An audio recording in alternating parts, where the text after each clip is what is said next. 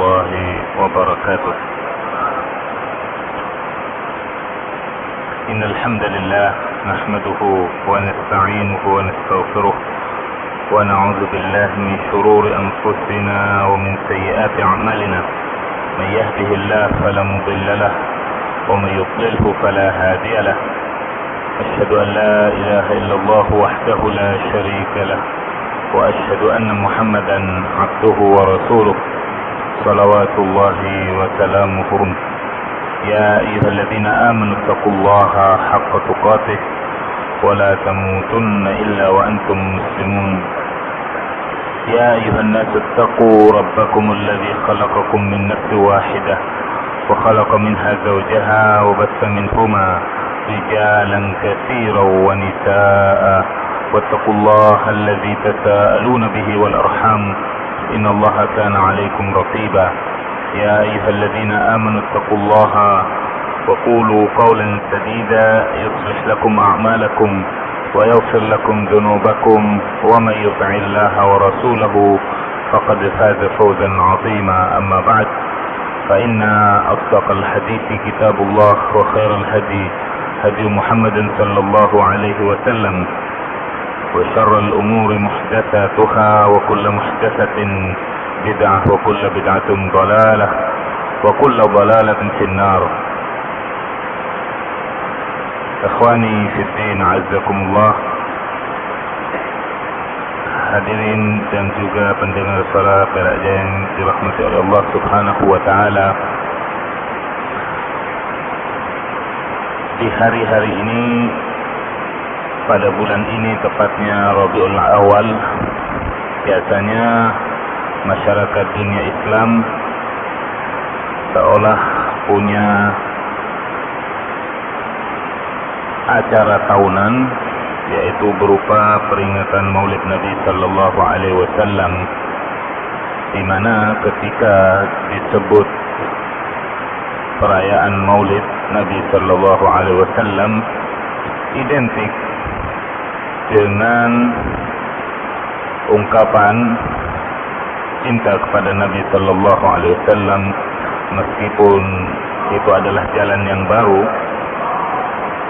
Kemudian juga identik dengan apa yang namanya syafaat, yang dieluk-elukan, yang diharap-harapkan oleh umat Muhammad sallallahu alaihi wasallam.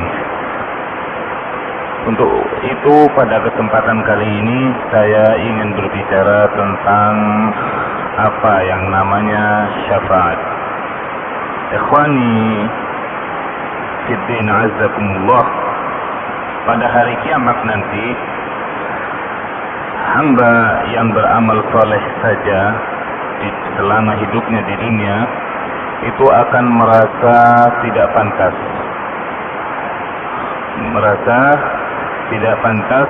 dengan amalan yang mereka lakukan di dunia, merasa tidak pantas untuk menerima anugerah Allah Subhanahu wa taala jika dibandingkan dengan amalan mereka di dunia. Bagaimana dengan mereka yang minim atau tidak sama sekali beramal soleh di dunia? Pada saat itu, yaitu di hari kiamat nanti, tidak ada lagi hubungan kekerabatan, tidak ada lagi hubungan kekeluargaan. Tak ada ayah, tak ada ibu, tak ada anak, tak ada bapak. Masing-masing dari kita akan berseru nafsi-nafsi. Bagaimana diriku, bagaimana nasibku, masing-masing. Hanya Nabi kita sajalah Muhammad sallallahu alaihi wasallam yang tidak berseru demikian. Sebagaimana diriwayatkan bahwasanya Abu Hurairah menceritakan ada seorang bertanya ketika Nabi sallallahu alaihi wasallam duduk bersama para sahabatnya, beliau bersabda, la ahadun yadkhulul jannata bi'amalih. Tidak seorang pun dari kalian itu yang akan masuk surga dengan amalannya. Maka para sahabat sempat tercengang, wala anta ya Rasulullah, tidak juga Anda wahai Rasulullah? Rasulullah pun menjawab dia. Hanya saja Allah subhanahu wa ta'ala, kata beliau, menyelimuti diriku dengan kasih dan ampunannya. Ikhwani fiddin azzakumullah, untuk itu setiap umat nantinya akan ribut mencari nabinya masing-masing. Umat Adam, anak cucu Adam, akan mencari bapaknya Adam alaihissalam untuk kemudian meminta perlindungan ataupun perantara. Kemudian Adam alaihissalam merasa tidak pantas. Dia pun merasa malu kepada Allah subhanahu wa ta'ala, tidak layak untuk memberikan yang namanya syafaat. Lalu dia melemparnya kepada putranya Nuh alaihissalam. Nabi Nuh pun merasa malu dengan apa yang terjadi pada anaknya.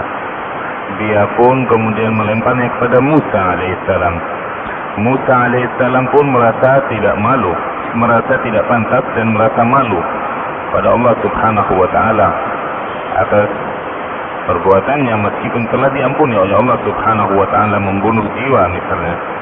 Kemudian Musa melemparnya kepada Isa alaihissalam. Nabi Isa pun alaihissalam merasa tidak pantas untuk mendapatkan anugerah memberikan syafaat kepada umatnya ataupun umat yang lainnya. Maka kemudian Isa alaihissalam melemparnya kepada Nabi kita, melimpahkannya kepada Nabi kita Muhammad sallallahu alaihi wasallam. Dan kemudian Rasulullah sallallahu alaihi wasallam menyatakan, ana laha, akulah yang akan memberi syafaat dengan izin Allah subhanahu wa ta'ala tentunya. Ikhwani wa akhwati fillah, dari tadi kita menyebut kata syafaat. Apakah pengertian daripada syafaat itu tadi? Definisi daripada syafaat secara bahasa, syafaat itu berasal dari kata asy-syaf'u atau asy-syafa'atu, yang berarti genap atau lawan daripada ganjil, al-witru. Mengapa dikatakan genap secara bahasa? Sebab seolah pemberi bantuan menggabungkan antara permintaannya dengan permintaan orang yang akan diberi pertolongan. Jadi kita meminta kepada Allah subhanahu wa ta'ala surga, kemudian kita merasa kurang lengkap ketika permintaan dari diri kita sendiri, maka kita meminta kepada Rasulullah sallallahu alaihi wasallam untuk memintakan kepada diri kita surga kepada Allah. Jadi permintaan kita dengan permintaan Rasulullah digabungkan menjadi dua, dan dua itu adalah genap. Jadi paham ya? Permintaan dari diri kita digabungkan dengan permintaan yang kita minta dari Rasulullah sallallahu alaihi wasallam agar memberikan syafaatnya, maka permintaan satu ditambah permintaan yang satu dari Rasulullah menjadi dua. Demikian berarti dua adalah bagian dari angka genap, dan itulah arti daripada syafaat secara lughawi atau secara bahasa. Kemudian secara istilah, yang namanya syafaat adalah menjadikan seseorang sebagai perantara untuk memperoleh kebaikan atau maslahat dan menolak keburukan atau mafsadat. Kemudian ikhwani fiddin azzakumullah, pada dasarnya, pada garis besarnya, yang namanya syafaat itu dibagi menjadi dua macam, dua bagian besar. Syafa'ah sahihah sabitah dan syafa'ah batilah.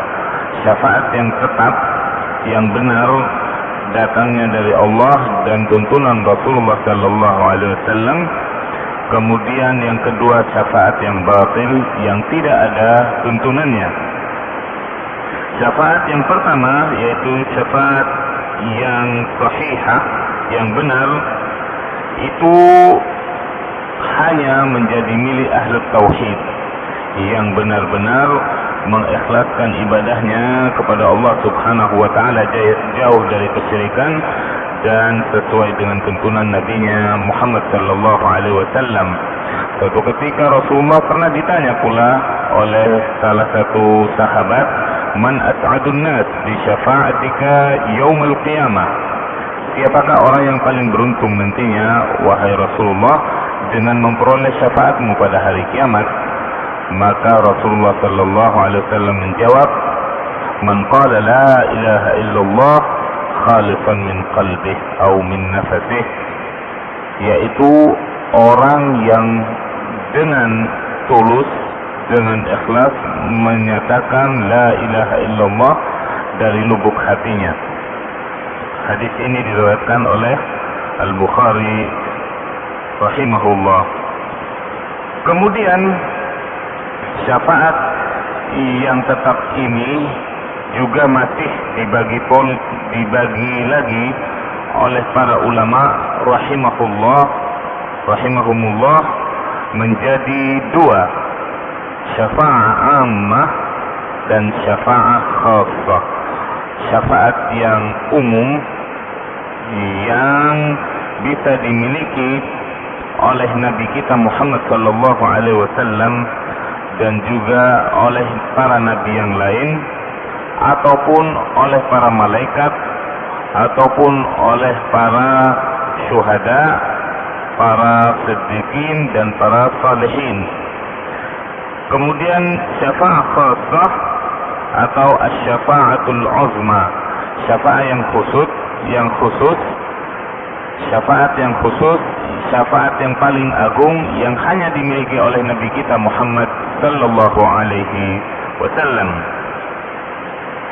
Syafaat yang pertama yaitu syafaat yang umum, syafaat yang diberikan oleh Allah Subhanahu wa taala kepada hambanya yang dikehendaki, baik itu dari kalangan para nabi, sekali lagi, kemudian juga para malaikatnya atau hamba-hambanya yang saleh yang lain, juga mereka yang berada di maqam para syuhada atau para siddiqin dan salihin. Syafaat ini, contoh syafaat ini adalah syafaat bagi orang yang semestinya masuk neraka, kemudian dia tidak jadi masuk neraka, ataupun seorang yang berhak atau layak untuk masuk menjadi penghuni neraka dari kaum mukmin yang fasik, agar kemudian nantinya keluar dari neraka. Sebagai dalil daripada syafaat ini adalah yang pertama, bahwasanya syafaat ini juga berlaku bagi para nabi selain Muhammad sallallahu alaihi wasallam. Sabda beliau yang diriwayatkan oleh Ahmad dan yang lainnya, likulli nabiyyin da'watun mustajabah wa inni ikhtaba'tu da'wati syafa'atan li ummati yaumal qiyamah fahiya na'ilatun insya'allahu minhum man mata la yusyriku billahi syai'a. Setiap para nabi itu memiliki dakwah, memiliki doa yang diijabah oleh Allah Subhanahu wa taala. Setiap nabi sudah terburu-buru memakai doa tersebut di dunia, sedangkan nabi kita Muhammad sallallahu alaihi wasallam itu menyimpannya. Tidak beliau keluarkan doa ini sebagai senjata pamungkas nantinya di hari kiamat, dan itulah syafa'ah uzma. Kemudian syafaat ini, kata beliau, akan diperoleh, akan diraih oleh umatku dengan izin Allah, bagi mereka yang meninggal, tentunya syaratnya meninggal sedang dia tidak menyekutukan Allah Subhanahu wa taala dengan apapun. Muttafaq alaih. Kemudian Juga sebagai dalil bahwasanya malaikat itu juga memberikan syafaat adalah firman Allah Subhanahu wa taala pada surat An-Najm ayat 26. Wa kam min malakin fis samawati la tughni syafa'atuhum syai'an illa min ba'di an ya'zana Allahu liman yasha'u wa yarda. Dan berapa banyak malaikat yang ada di langit, syafaat mereka sedikit pun tidak berguna kecuali sesudah Allah mengizinkan bagi orang yang dikehendaki dan juga diridhai oleh Allah Subhanahu wa taala. Kemudian dalil bahwasanya juga di antara kaum mukmin itu dapat memberikan syafaat kepada saudaranya, yaitu sabda Rasulullah sallallahu alaihi wasallam dalam hadis yang sahih, "Yashaffa'u asy-syahidu fi 70 min ahli."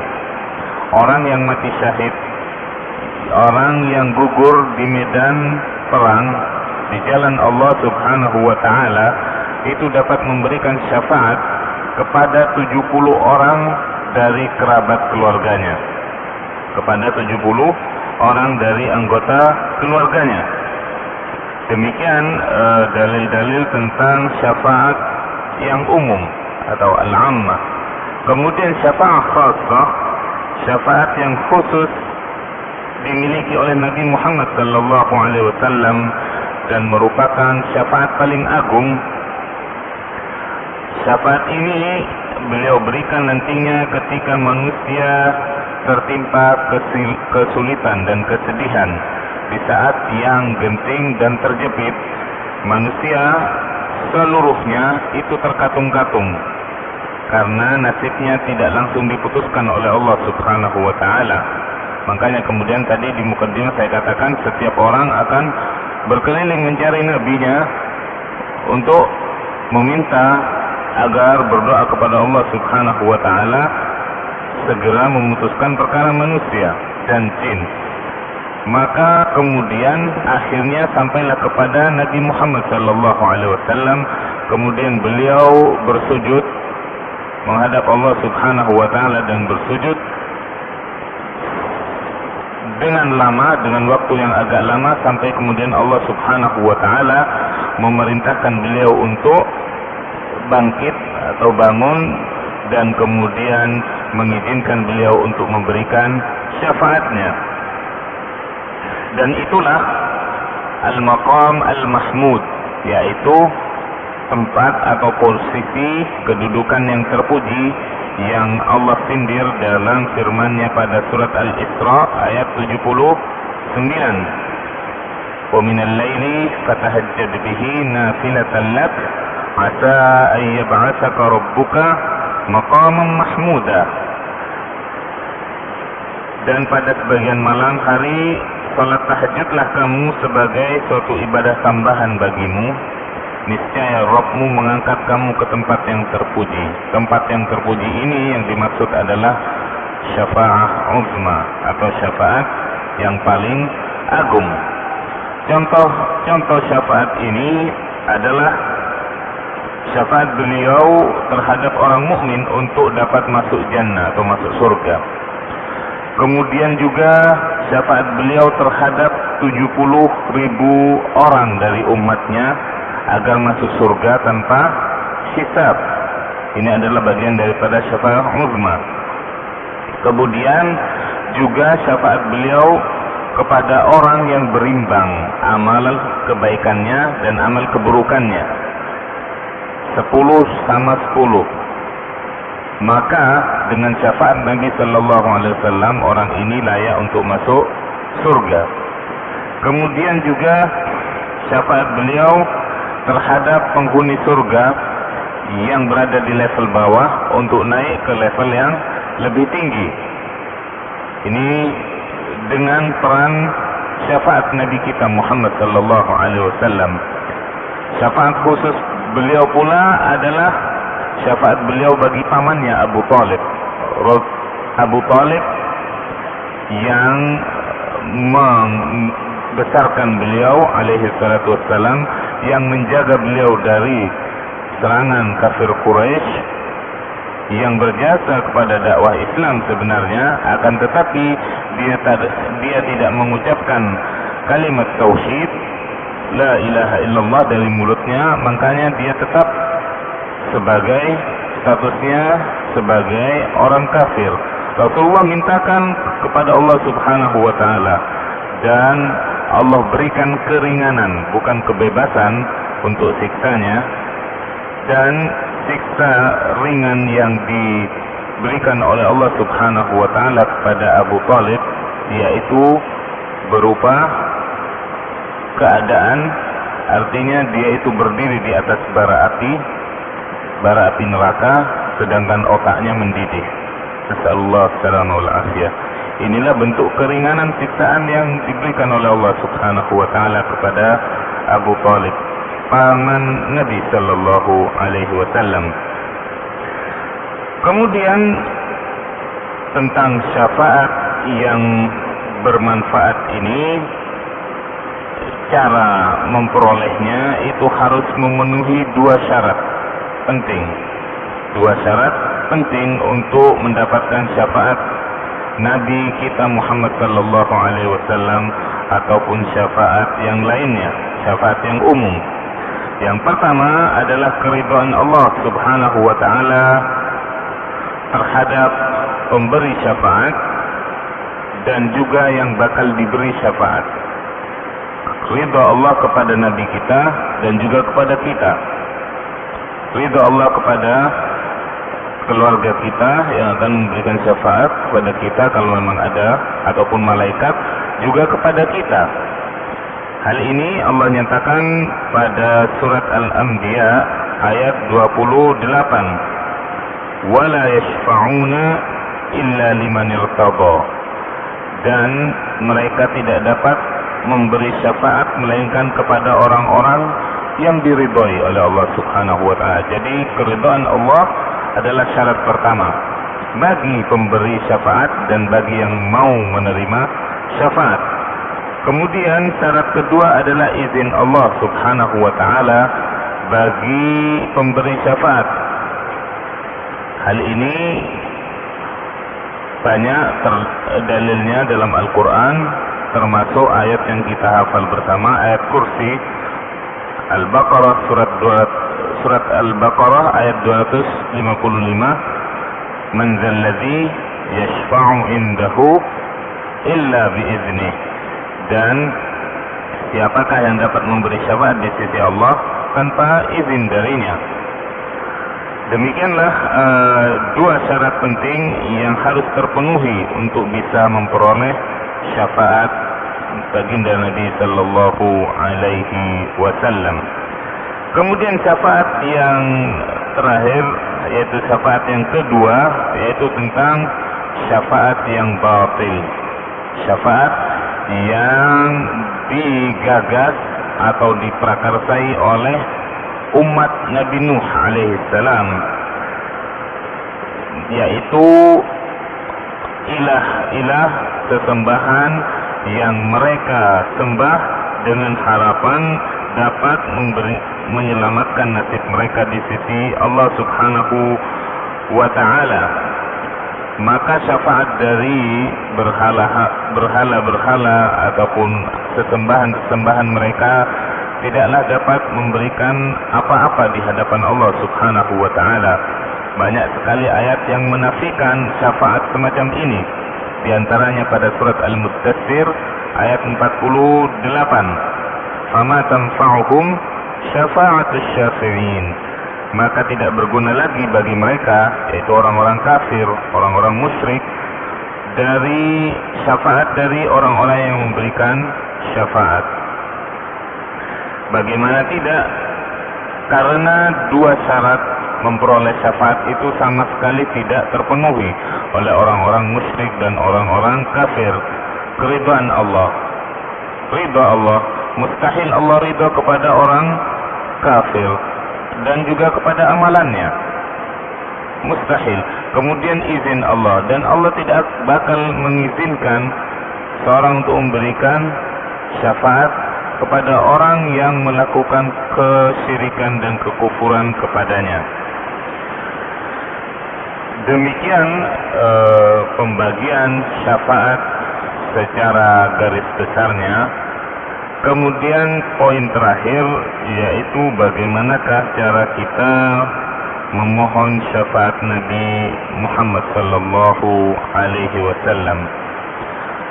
Ketahuilah bahwasanya bagi mereka yang mengharapkan syafaat Nabi kita Muhammad sallallahu alaihi wasallam, hendaknya memintanya kepada Allah Subhanahu wa taala. Karena semua jenis syafaat itu hanya milik Allah Subhanahu wa taala. Sebagaimana Allah firmankan pada surat Az-Zumar ayat 44, "Qul lillahi syafa'atu jami'a." Dan katakanlah milik Allah lah yang namanya syafaat dengan semua jenisnya. Untuk itu dalam doa kita, keseharian kita, hendaklah kita selipkan permintaan kita kepada Allah Subhanahu wa taala. Ya Allah, berikanlah, anugerahkanlah kepada kami syafaat Nabi-Mu misalnya.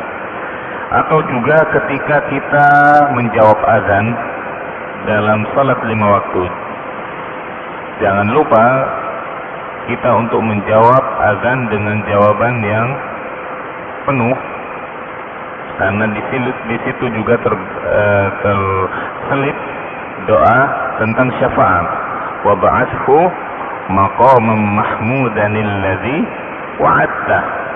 Ini sebagaimana saya sempat singgung tadi, al-maqam al-mahmud yang dimaksud adalah syafa'ah uzma, asy-syafa'atul uzma.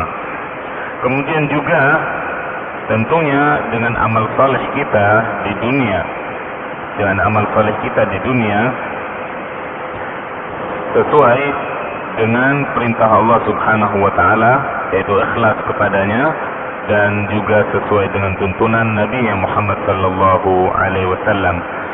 Juga dengan usaha kita dengan banyak bersalawat kepada beliau alaihi salatu wassalam, dengan salawat yang masyru' ketika beliau memberitakan kepada kita dalam bentuk jawaban ketika ditanya oleh satu sahabat, "Kaifa nusalli 'alaika ya Rasulullah?" atau kama qala alaihi salatu wassalam, bagaimanakah kita bersalawat kepada Anda wahai Rasulullah?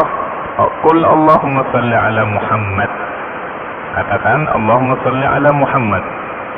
Atau dengan salawat Ibrahimiyah, sebagaimana ketika kita hendak mengakhiri salat kita dalam tahiyat, Allahumma salli ala Muhammad wa ala ali Muhammad kama sallaita ala Ibrahim wa ala ali Ibrahim fil alamin innaka Hamidum Majid wa barik ala Muhammad wa ala ali Muhammad kama barakta ala Ibrahim wa ala ali Ibrahim fil alamin innaka Hamidum Majid.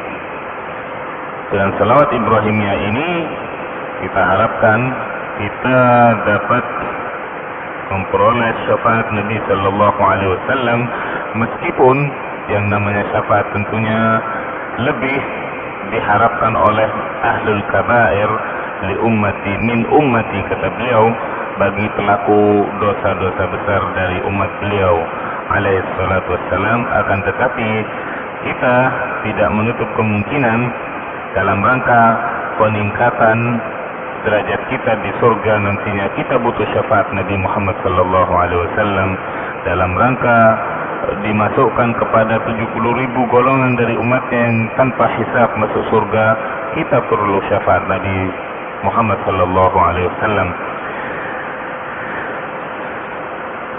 Demikian kiranya pembicaraan kita berkenaan dengan syafaat secara umum. Barangkali ada pertanyaan atau diskusi seputar topik ini, saya persilahkan kepada Anda sekalian.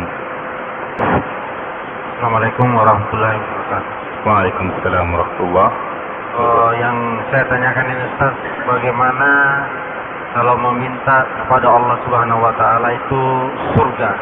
Kan surga kan ada tingkatan itu. Nah, apa kita cuma menyebut surganya aja, atau kita yang meminta yang paling tinggi itu, yang Firdaus. Nah, ketika kita meminta kepada Allah Subhanahu wa taala, maka yang diperintahkan, yang dianjurkan oleh Nabi sallallahu alaihi wasallam, minta itu jangan tanggung-tanggung. Ya, pantas tidak pantas itu Allah yang menilai kita. Utlub, ketika Rasulullah memerintahkan kita, memerintahkan para sahabatnya, memerintahkan mereka untuk meminta al-firdaus al-a'la, yaitu surga yang paling tinggi.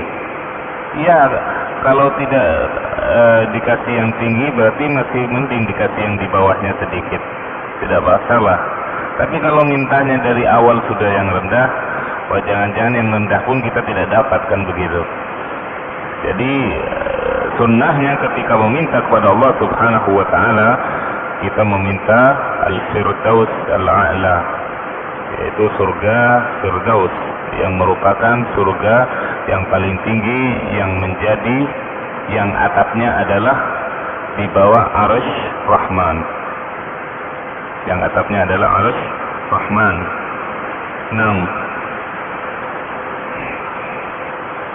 Ada lagi, silakan.